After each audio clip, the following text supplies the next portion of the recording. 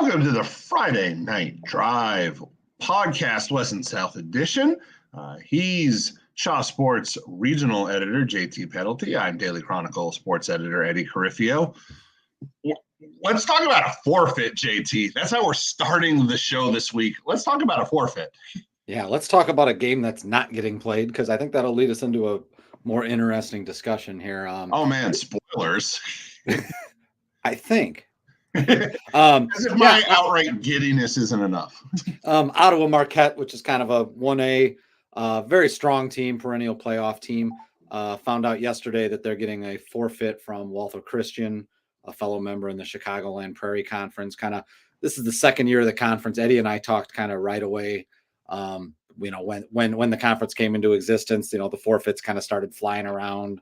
After 1 year, 3 teams dropped out of it. So, kind of that it's been kind of troubled from the start, but, they're trying to put something together, and, it's been good for the schools down in my neck of the woods, down in the Illinois Valley, in terms of rivalries with each other, but kind of all the other teams that were outside of the Valley kind of either fallen off, or it seems that Walther Christian's fallen off. This is their second week they're going to forfeit in a row.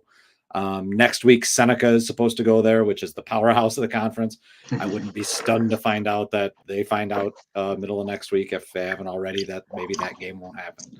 So, kind of interesting. It brings us kind of back to that conference conversation.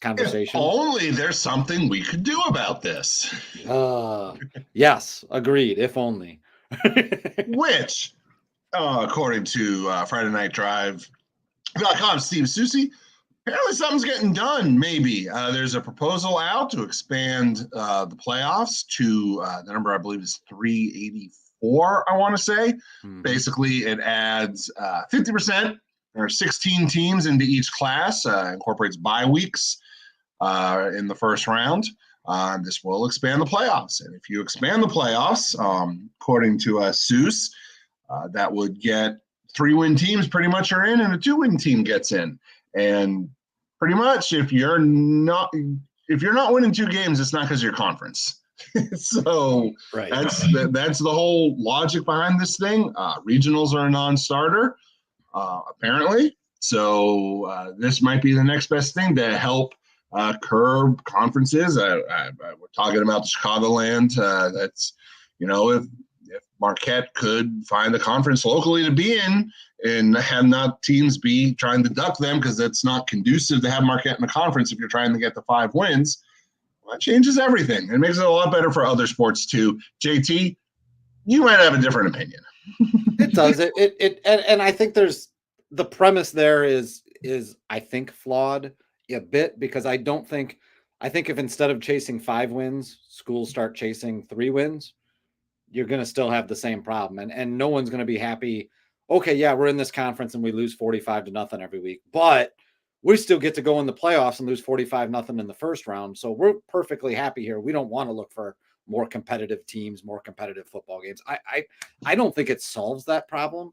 And I think it's not the conference at that point. If you're losing every week 45-0, it's not the conference is why you're losing games 45-0. No, I would agree with that. Other than you see so many schools like Dixon, we talked about a couple weeks ago, who get away from these schools that are larger than them, that are kicking them around year after year. And I'm sure that's not the only factor in Dixon's Dixon's rise to being a really good football program. They weren't 15 years ago. They weren't. It's kind of Dixon, Streeter. They were kind of the cellar dwellers of the NIB 12, of the NCIC Big Half, or Northeast or Southwest or North by Northwest, whatever it was. So I think who you play does make a big difference. I mean, yeah, you may not lose 45-0 every week, but not for 2 or 3. And I would argue Dixon would be just as good. I mean, okay, they're not going to be like 9-0 in the regular season, but they would be a very good team. They would be, if they were playing out of, the I-8 or whatever NIB 12 equivalent they would be in right now, or the Western Big 6, wherever they would have ended up. With the athletes they have, they would be competitive, like a Rochelle, because they're not much smaller, if they're even smaller, than Rochelle is. And Rochelle's competitive in the I-8, as I'm sure we're going to get into later here. But Yeah, Dixon would be just as competitive now with these athletes. Everything's cyclical. A lot. You have up cycles, you have down cycles, and needing only 3 wins, I think, encourages you to ride out a cycle and saying, oh, we're going to stink this year. Let's go into a better conference. And maybe we can sneak our way into 5 wins, which if you're doing that anyway, you're losing 45-0 in the first round of the playoffs anyway, regardless of the conference. I guess I don't think that I don't think at the end of the day that just moving the threshold is going to change by moving the goalposts. I guess we're talking football. I don't think moving the goalposts and letting more teams in is going to stop teams trying to move around football conferences or create football conferences. You know, we talked about, Marquette with the Chicagoland Prairie. Aurora Central Catholic is, practically a member of that conference. They played 5 of the 6 schools that are in it, or 4 of the 5, and they haven't done particularly well against them, but other than against Walther Christian, which is the one that we think is going to be leaving. So you wonder, okay, like if they join in now, Marquette, St. Bede, Dwight, Seneca, they're going to be looking for someone else to join up with. I don't think that's necessarily a bad thing. I don't think being in a state where, I just, for the first time in a couple weeks ago, I went down to Fieldcrest High School in Minot, and right behind the visitors thing, they have a, all the years they made the playoffs, and we were the state semifinalist in this year. And they even have a 4-0 for the COVID season. But it means something to make the playoffs. It means something. It's worth putting up a board on the press box at the football field. It's worth putting a sign in the gym or something by the practice facility. You let everyone in, which, who are we kidding? If it drops down to 2 or 3 wins, how long is it going to be before it drops down to everyone's in? These things only go one direction and they don't go back. Well, so once you do that, what's it mean? What does it mean being a playoff team? It means nothing. Okay, so you wow, I wasn't expecting you to blast volleyball and soccer teams not making the playoffs, and they don't deserve it. That's a bold strategy you're doing right now, JT, blasting every other sport and every other team for regional playing games and those sort of things. Well, so that's a bold strategy, man. How many gyms do you go to where it says girls volleyball team made it to the regional in 2023? It just changes the threshold. That's all it does. And you're talking that argument. I don't think holds any water in a state where literally in every other sport, every team makes the playoffs. You're just moving it more towards. Shifting the bar toward where those others moving the goalposts. But that's why it means something. Because in every other sport you get it automatically. This sport you have to earn it. That's why it means something. That's why we're doing it's a big reason why we're doing a Friday Night Drive podcast and not a Friday Night Hoops podcast. Because football means it has that weight to it, and that this playoff system is part of that weight that football carries to it that makes people love it so much. I think you lose a lot of the allure of the game when the playoffs just become a regional. I don't think that's 100% true. I think the game's still the game. And I also wanted something that you had said, I don't want to let get away from me. I don't think that you're going to eliminate 100% of conference. I don't think this is designed to get rid of 100% of conference swapping, conference jumping, moving around. Nothing's going to solve that. There are always going to be moves. But you can, maybe the I-8 had a puncher's chance of staying around in the form. Either the form back 5 years ago or the form 2 years ago, if they were not worried about football. If all those teams are capable of getting 2 or 3 wins and getting in the playoffs, they're competitive in other sports. So I think, it's not going to eliminate 100% of it. It's just going to create a lot more stability than we have right now. If you look at all the issues we talk about, a lot of those issues are resolved. 90% of them are taken care of, or whatever the number is. It's better than what it is right now. It's not perfect, but it's because the perfect solution isn't going to happen, very clearly. But it helps out a little bit. You mean IHSA making the schedules for districts? Yes. Yeah. We're not going down that can of worms. So, football's football, dude. Football will always be football. Football will always have an allure draw. No matter how many teams you let into the playoffs. Then it becomes, okay, getting a playoff win, regional champions. That's what you mentioned, those boards. They still have those for other sports, and it's not playoff teams, it's regional champions. It's winning something. It's the same thing. Football would be the same thing. I don't see it changing. People will always celebrate wins. People will always celebrate football. No, We should bring Sam in. Oh, sorry. and some of that I definitely agree with. But I think first up, I think as you go down this path, like here, we'll never, go back to fewer classes in football. Because it doesn't go that way. Things don't go that direction. I mean, I think here we go. Here's your opposing viewpoint. I think you'd be well off with all the teams going to 8-man and not playing varsity football to get rid of a few. I think that would be get rid of a few playoff berths before every 4 and 5 team in the state gets in. I think that was the direction I would go. But you know what? As we talk about this, Eddie, I know would have some thoughts from Shaw Local Radio. We have Sam back with us from 2 weeks ago. Yeah, we brought up Dixon and we didn't bring him in here. We should have brought him in when we brought up Dixon. Sam, I think Dixon would be competitive. Sorry? I said it's good to be back. Yeah. I think Dixon would be competitive in the I-8 with this team. I think Dixon, is loaded. Anyway, what are your thoughts on this? It's going to be 2-1 right now in someone's favor. Eddie, I'm going to scoot more towards you. I don't know which way I need to go, but let me just say this. A year ago at this time, I would have been on board with not expanding the playoffs. But when I saw two things last year, I saw Nazareth Academy win a state championship. They would not have been in the playoffs in a regular year, 4 and 5, and they ran the table. I don't remember if it was 6A or 7A or what class they were in. I don't remember off the top of my head.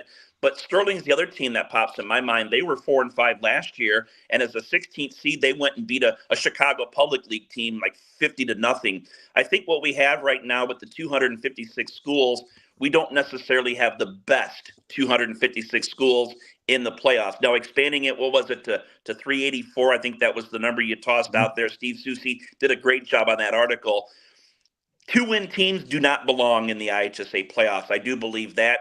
And let's be honest, there's going to be no team that wins 3 games that is going to run a table all the way to the state championship. But there are some good 4 and 5 teams out there. But what happened with Nazareth Academy last year is not going to happen every single year. I think in the end, for the most part, you're still going to have teams that go 9-0, 8-1, even 7-2, winning your state championship games. But I'll tell you, Rock Falls is a team that sort of pops in my mind. They still remember the year 1992, and that's the last time they have been in the playoffs. And I know a couple of years back, they had shirts that said strive for 5, and their goal was to get 5 wins, and they fell just short a couple of years back. But I think when you have teams that go to the playoffs, especially in football, there's a buzz around the town like we don't see in other sports, maybe basketball a little bit. But I think I'm open to expanding it. But there's got to be a way we can come up with maybe the best teams that get to the playoffs. But today I don't have that formula. And Sam, Nazareth was 5'8" state champions. 5'8". Okay, I couldn't remember which. I checked class. on it while you were talking. I didn't remember off the top of my head either. I knew it was 5 or 6.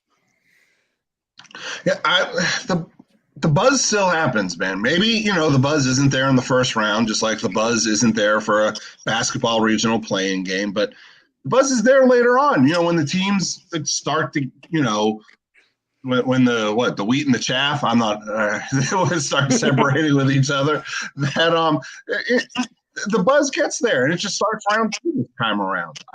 I think it's always said what I thought. So I think the buzz is still there. Football's still football. This podcast doesn't go anywhere. Friday Night Drive doesn't go anywhere. I think it creates even more interest if you've got more teams battling to get in. Speaking of podcasts, go ahead, Sam. I think at this time of year right now, when we start to get to week 6, 7, and especially even 8 and 9, I think you'd have teams that are, 2 and 5, 2 and 6, trying to say, hey, if we can pick up another win or 2, it gets us into the playoffs. But at the same time, like you said, Eddie, it gives you a chance to maybe get beat 45-0 in the first round. And maybe these teams have to make a long trip somewhere. But I still think there would be that excitement to say, hey, we got into the playoffs, but 5 years down the road, does it sort of water it down? Okay, yeah, we've got to the playoffs the last 3 years. We've been 3 and 6. Maybe it takes a little luster off as we move down the road. And Eddie mentioned the podcast isn't going anywhere, and we're talking playoffs. So let's go somewhere to playoffs. Sam, kind of in your neck of the woods, 2 5-0 teams that kind of have already punched their ticket. Dupac and Lena Winslow.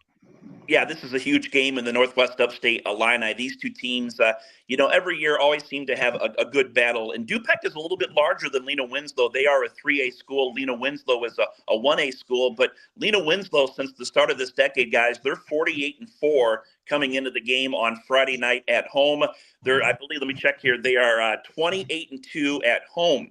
Two of those losses happened in the same season. They lost to DuPec in 2021 at home, and they also lost to rival Forreston.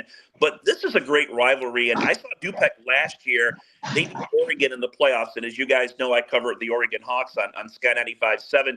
And when DuPec last year beat Oregon, I thought, gosh, they got a chance to be really good next year because they had a very, very good junior class. Those guys are now seniors, and watch out for this DuPec team. They're a fun bunch to watch, but Lee win.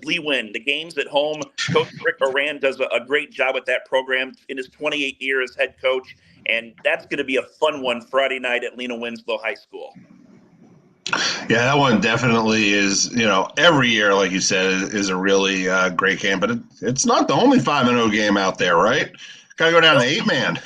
Yeah, they call it the Battle of the Blacktop. They're 11 miles apart. Polo, Milledgeville, a big 8-man game coming up tomorrow night. And they actually have a traveling trophy. And last year, Milledgeville thumped Polo in the regular season. I want to say it was like 58-22.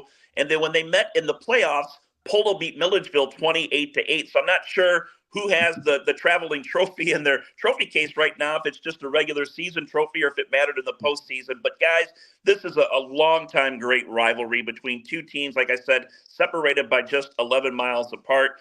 It's a fun game. I know over the years there's been talk about co-opting these two, schools.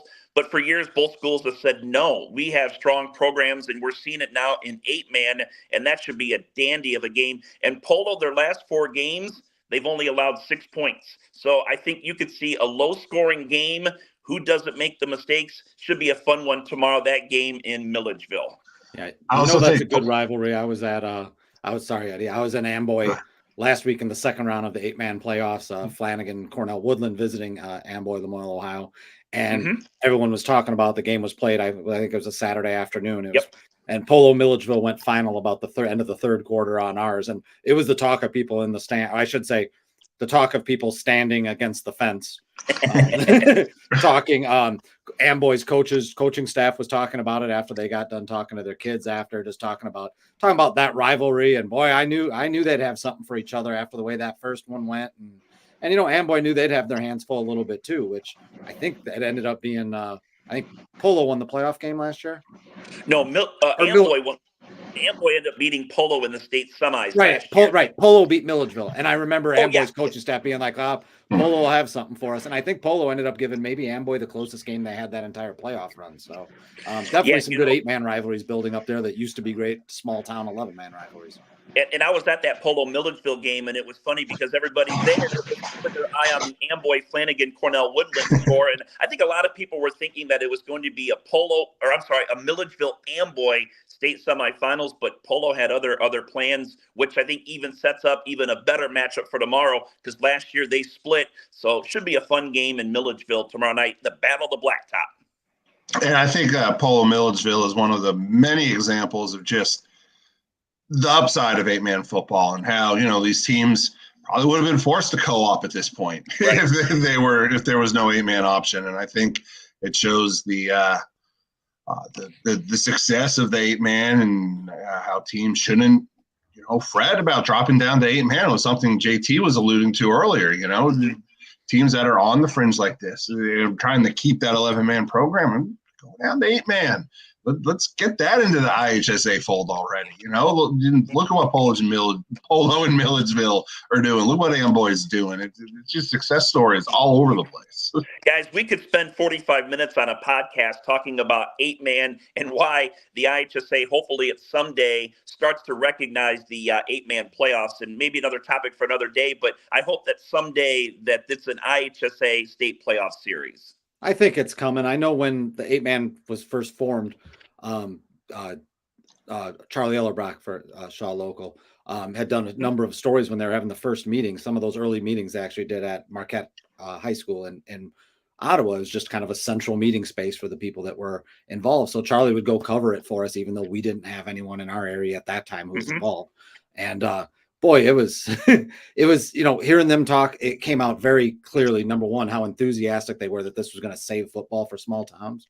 And number two, just how great it would be when the IHSA, that was the goal of the Illinois 8-Man Football Association from the start, was that the IHSA is going to take this over. We need to get to, and the magic number at that time was if we can get to around 32, and I believe they're knocking right on the door of that. Yeah. So I think it's a numbers game, and I think it becomes an emerging sport, and then it becomes a sport. We just saw girls flag football become IHSA sanctioned this season, and boy, in some of the markets around the Joliet area, there's 4 teams, and boy, just the enthusiasm around it. We can see it. We have, we track how many people read our stories, look at our photo galleries. We can, technology allows us to do that now, and there is an interest. I mean, there is an interest building around non-conventional football.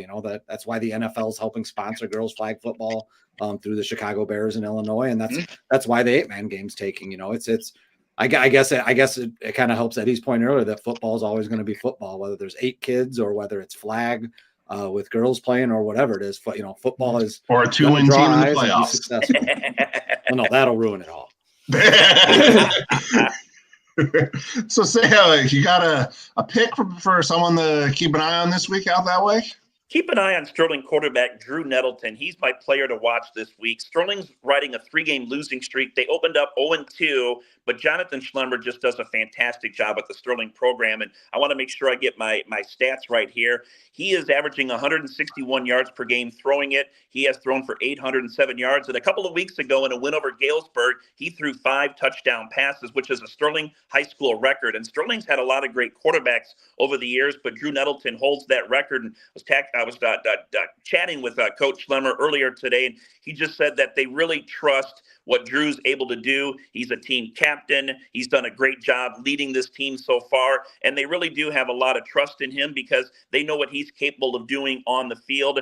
They said that he gives them the ability to push the ball vertically, and I think he's going to have a big game in Sterling. Plays Genesee, a longtime rivalry. As we go back, JT, that was an NCIC rivalry for a lot of years, and those teams are now both in the Western Big Six. But I think Drew Nettleton, Sterling quarterback, is my player to watch this Friday night.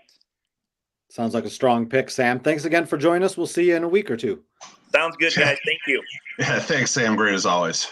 Take care. And, we're talking Sterling and Geneseo and NCIC. So kind of leads us naturally into maybe Morris and Rochelle a little bit. Morris was, I think, take another game. Briefly.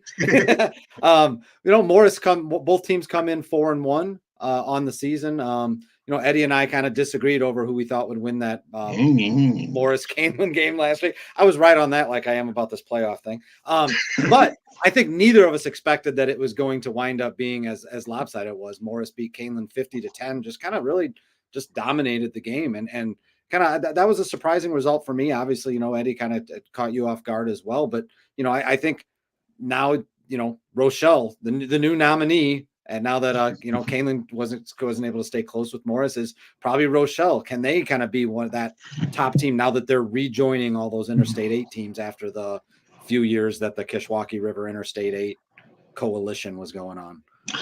Yeah, we'll see. Rochelle, obviously home with Sycamore, the long line of 1-score games Sycamore played to start the year, the first 4 weeks. Rochelle was one of those, hung with them, and I believe it was a week 4 matchup, 25-19. So I don't know, though. Morris obviously made a giant statement. I don't know who needed to hear it. Obviously, I needed to hear it. Between that and Monroe's last week, man, those were 2 big ones. So I think we both kind of biffed the Monroe's thing. But. Oh, absolutely. But yeah, I mean, one of the interesting things, and I just saw this looking at the schedule and how this would play out with Rochelle is, Rochelle's as it returns to with its traditional rivals such as Morris and Sycamore and Canelan and LaSalle Peru and Ottawa. Its 3 conference home games this year are Sycamore, Morris, and Canelan. So it lines up nicely for them to play, what everyone thinks will be the other 3 top teams at home this year. Now, won't be any fun for the 2025 Rochelle Hubs, I assume. But but for this year, it lines up nicely, and they get Morris at home. So it'd be a good one to keep an eye on. if you're making us take picks, I would like Morris's chances again. But you know what? I mean, Rochelle's obviously a good football team and ready to, ready to interject themselves in that title picture. Yeah, I'm not picking against Morris for a little bit. TBD on the Sycamore game right now. We'll see how Sycamore and Canelan plays out. Put a pin in that. But I think I don't know. They're trying to compare Rochelle and Canelan. I mean, two vastly different teams, so it's going to be interesting. Rochelle obviously is going to do a lot more stuff on the ground and try to keep you from having enough time to score 50 points. So we'll see if that works. Also put a pin in that for pick the click. So we're just foreshadowing friggin' everything here today. Visit that one again. Yeah, one other Interstate 8 one that pops to mind just because of the rivalry it is LaSalle Peru 3-2 visiting 1-4 Ottawa. It's their second meeting this year. LP beat Ottawa 33-0 in week 3. It's the 126th meeting of the two teams in their history. Long history goes back over 100 years. And, for LP, and I know we've talked about this before, this extra game with Ottawa really kind of plays to LP's chances of trying to keep a path open to the postseason. They're, 3-2 now. If they can finish the season sweep of Ottawa, they're 4-2. With the schedule they play, 4 wins might be enough, but they'd have, a few cracks, 3 cracks at a chance to get a 5th one. So, for Ottawa, I mean, in a year that isn't going the way you'd like, they're not mathematically eliminated, but certainly a tough road ahead. More is still to come, I know. And so if you're sitting there in Ottawa at 1-4, boy, you could really ruin LP's path. It's not as good as a playoff berth yourself, but that'd be a memorable one for them. Yeah, no, LaSalle's set up if they win this. I mean, because Ottawa's win number 3, O'Fallon, they're winless right now, so that's potentially number 4 in the playoff. Ottawa would be 4. LP's at 3 now. I'm looking at the wrong thing, I guess. My mistake. I'm looking at the thing that's showing them 2 and 3. Oh, you know what? That might be right. So because they beat East Moline, they beat Ottawa with losses to Metamora, Morris, and Rochelle. Unless I'm in the wrong year, which is always possible. Nope. Shows what I know. Nope. You know what? I had them at, for some reason, at 3-2. I think I was giving them that close Metamora game in my head. But you are right. So 2 and 3. So yes, this would be win 3 if they can finish the sweep of Ottawa and they have winless O'Fallon in week 9. So then they just and maybe be one of those 4 and 5 teams we're hearing about getting in. But there's no chance of that if Ottawa gets upset, like you said. So going to show the difference between 4 wins, 3 wins, 5 wins doesn't really matter. Still excitement. That's all I'm saying, JT. It's still exciting. And also in the Interstate 8, Sycamore Canelan, Eddie. I know that's obviously going to be a big rivalry game and a big showdown. Sycamore 5-0, Canelan 4-1. If I have those records right. This is really interesting to see what kind of bounce back, obviously, Canelan gets from last week.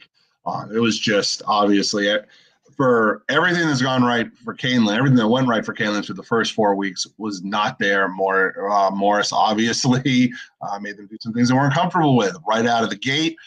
They didn't start as fast as they usually do, which they've had some big road games, at Washington.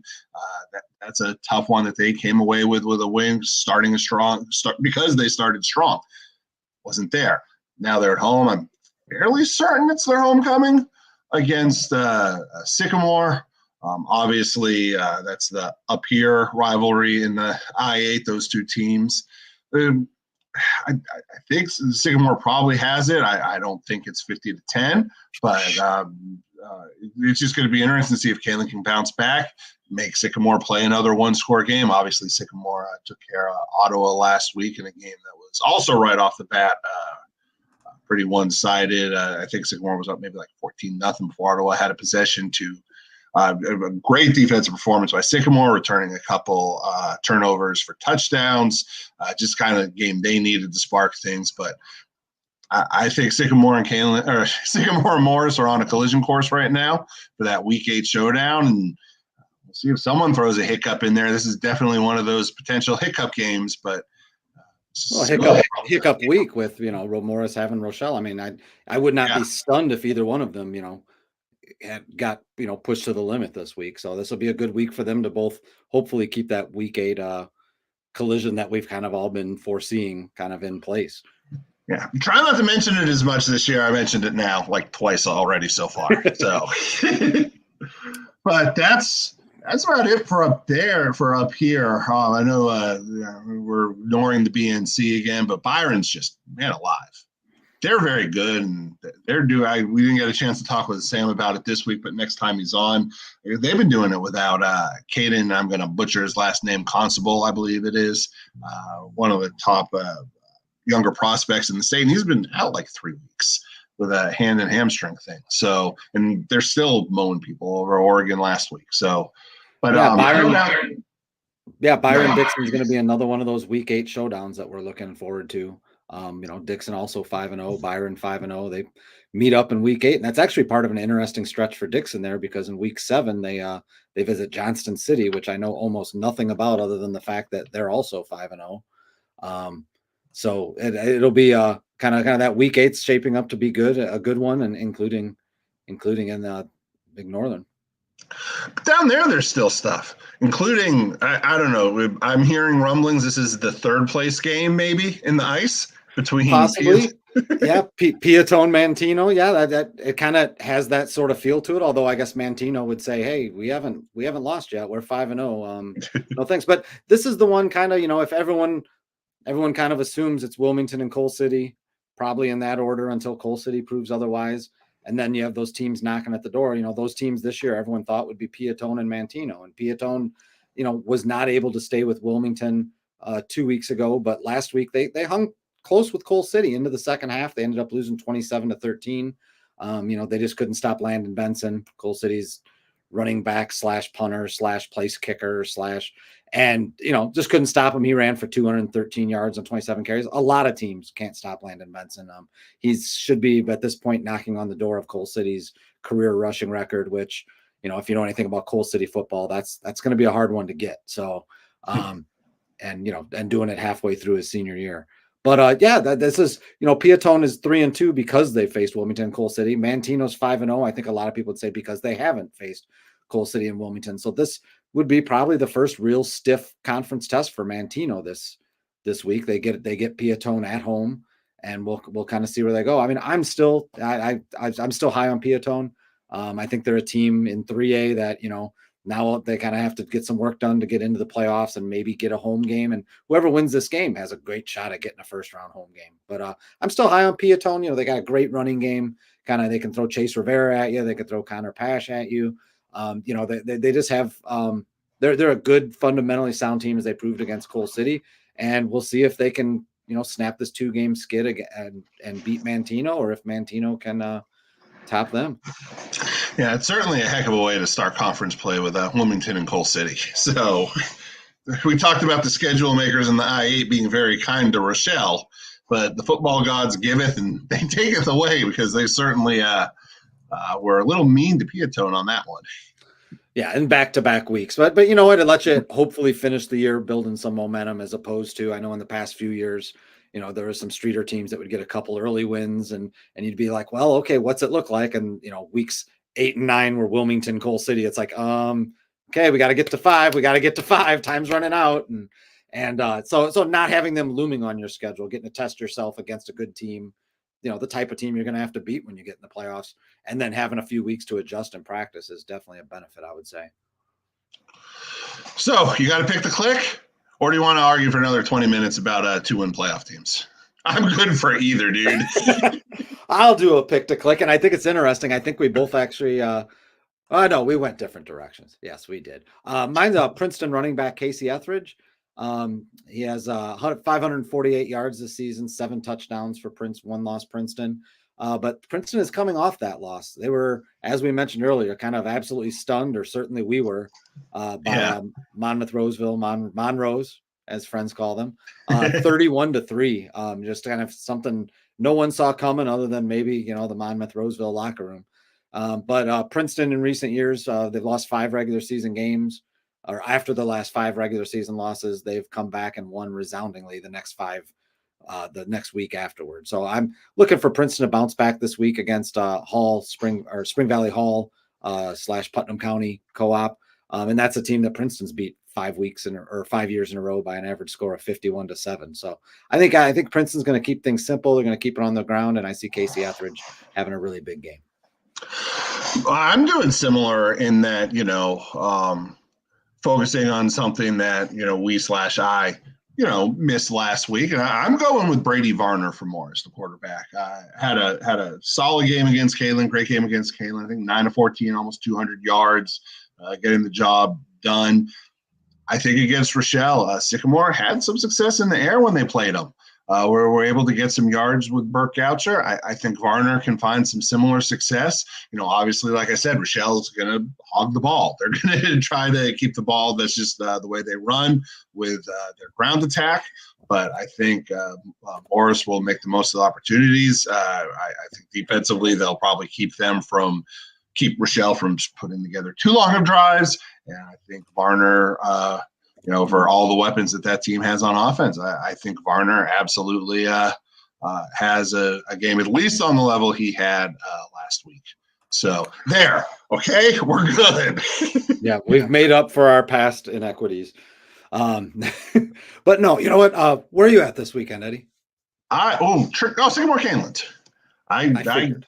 I got a high profile one. I'm excited. There's not like a road game I have to go travel to or something, because we can't find someone in I can't remember where I was in week 2 for Sycamore down by Champaign. Mahomet Seymour. Yeah, that's the one. So it's weird that I remember. eating at a taco place called Breaking Taco that I don't know how they haven't been sued yet, because it has all the Breaking Bad chemistry signage and everything. So because it wasn't on the internet till you just said that, Eddie, you just probably marked them out.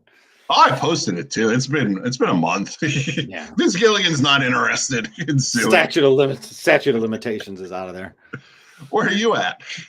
I'm at Streeter. Actually, it's a game 0-5 Lyle, 1-4 Streeter. But last week I went to Herscher with Streeter, and man, I had a thriller. Streeter scored with 16.5 seconds left, went for 2 to take the lead, got it, and then Herscher kicked a 39-yard field goal with the help of that Hurricane Helene wind or whatever to 39-yarder to win the game and beat Streeter. So it was a thriller. I'm kind of looking for another close one against 2 teams that things haven't gone the way they want this year, but that both kind of, I'm sure I've had this one circled for a while as, man, this is one we can get. This is a good Friday to have a good Friday. So hopefully it is a good Friday and have a good game. And I'm just saying, playoff implications possibly in a couple of years would only add to that game. Just putting it out there. Okay, let's sign off. Well, I promise we'll try not to focus on as much going forward as the process plays itself out with what Zeus reported on. Again, FridayNightDrive.com for his story on the possible playoff expansion being floated right now. Also previews for JT's market, my market, every market you could possibly imagine in pretty much the entirety of Northern Illinois. Probably got to be something like probably over. I don't even guess how many games we preview. It's a lot. All available on FridayNightDrive.com right now. So for JT Pedelty, I'm Eddie Carifio. Thanks. Take care.